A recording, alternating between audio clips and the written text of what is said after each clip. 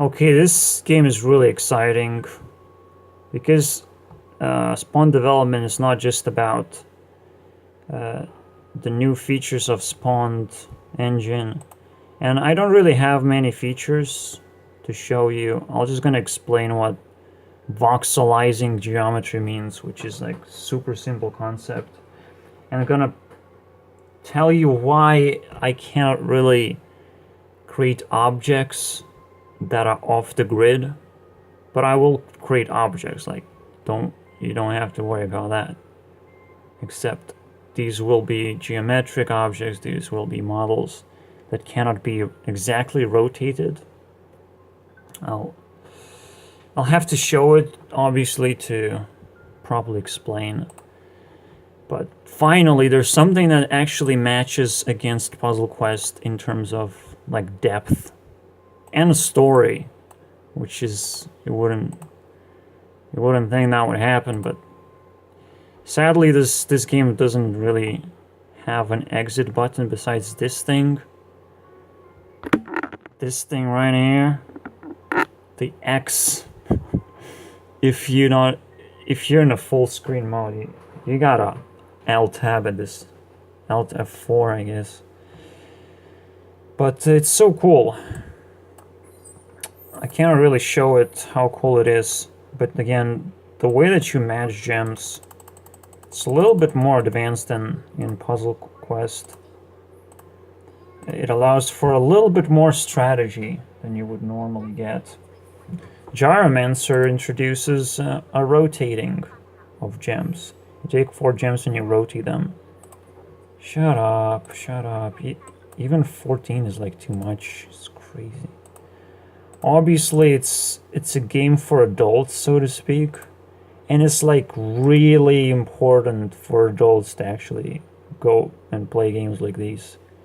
The games of dating and exploring different personalities. That's what I'm doing with Ninja School series. I'm just kind of exploring the whole concept of life. It's just so stupid. Like, we are not taught that in schools. Like, why? This is the most important part of life. Is how do you even understand these concepts? And none of that is being like emphasized. It's so terrible. Most of the time, because it's going to conflict with parenting a lot, I guess. But it's still ridiculous. This kind of proves that we don't have a society, but let me not ramble.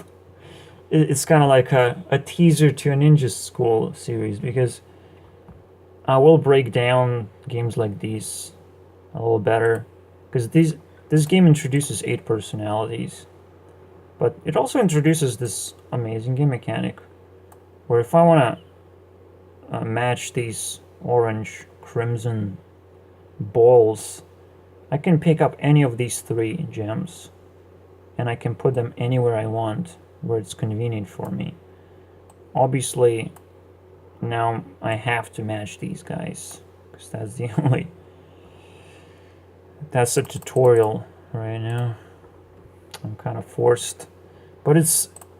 The more I played it, it's like, holy shit, that's another world of puzzles that I have to learn.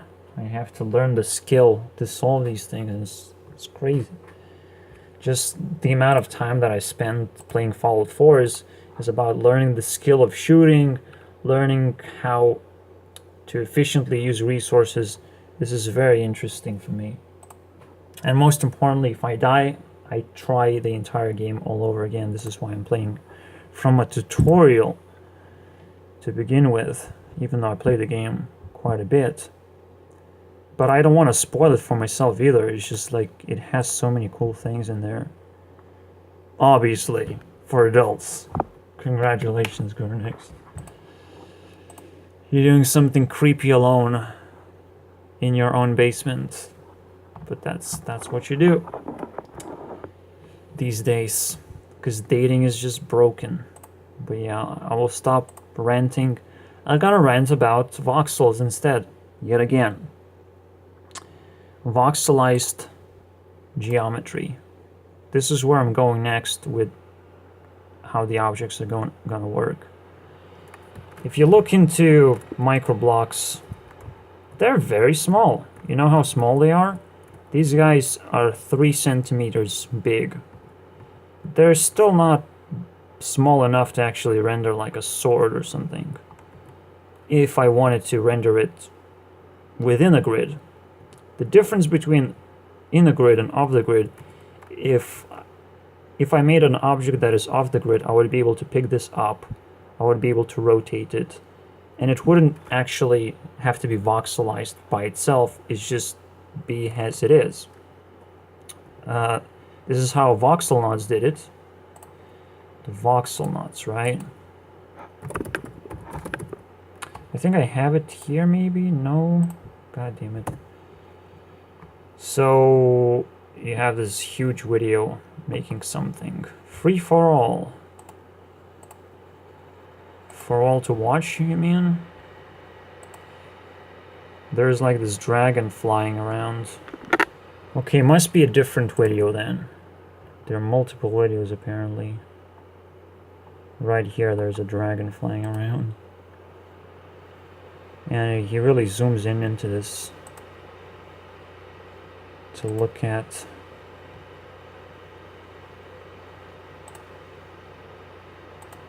The problem that I would have in my own engine is these legs. They interfere with this shell, so to speak. If you intersect between or two objects together, you're gonna have a very, very nasty intersection. It's just impossible for me to do it. I can't do intersections of objects because they're too sparse or not sparse, just octrees of voxels. And if I ray trace through them, I have to jump from one to the other to read that way. Normally you would just, you just ray trace on one object and ray trace on another object, and you just kind of combine the values, which one is the closest. But the way that I do high resolution is specifically be able to cast rays on the object and then cast rays between the rays when they actually hit. So if I hit the same block twice or 4 times, I can just insert rays in between and get the decent detail. It's not easy to do with objects that can intersect each other. This is why I'm thinking of doing objects within the grid. It would make a lot more sense, because even if the objects kind of intersect, I can sort of just read voxels and read the data without worrying from jumping from one octree to the other. Again, if objects are off the grid, they have their own octree. They can be rotated, but now they're off the grid. Now I have to read voxels completely differently. And it also creates a problem even standalone. If I just make one object, it would still create a lot of problems, and a lot of recoding would be required at the same time. So that's a big problem. Another interesting thing that makes me think about the grid a lot more is, again, this comparison is that, like, I can have these 3 centimeter blocks. I can have microblocks within microblocks. That's what sparse voxel octree is about. You can go very tiny detail really quickly. So I have the biggest block of 50 centimeters, then we go 3 centimeters, and then we can go 2 millimeters. Imagine that sort of detail. Like, that is unlimited detail, if I say so myself. You can go deeper if you want with even better computers, I would guess. So it's definitely a direction for game engines to go, is this voxelization or ray tracing in general. Like, ray tracing is just so unbelievably powerful. Another thing that would happen if I go off the grid with the objects, if they intersect and they are transparent, I can no longer work. Just jump first, ray trace one object, then ray trace another object. It just wouldn't work.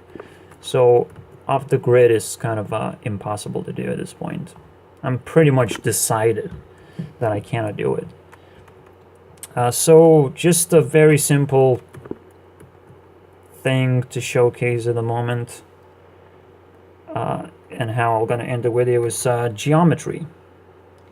You don't really store voxels, just like I showed with microblocks. You don't store every single individual voxel, especially if you want to render a bunch of objects. You have models for that. You have a preset. These voxels don't really exist. The model exists, right? And model tells how the ray tracing is going to work within this block. The same goes with geometry. I can create a cube here. Let me do this. I sort of made a simple 3D game of life, but it doesn't really work as spectacular as I hoped. Oh, let me reset everything. So here it is. These are made out of balls right here. They don't exist as models, but this is just simple geometry. How you can just use geometry to create voxels, and it hit sort of the ball, right? It's just math. You can apply math. And I would never use geometry like polygons necessarily, because polygons is a very stupid type of geometry, I would say. I would just normally use balls. Simply how it's done here in this demo.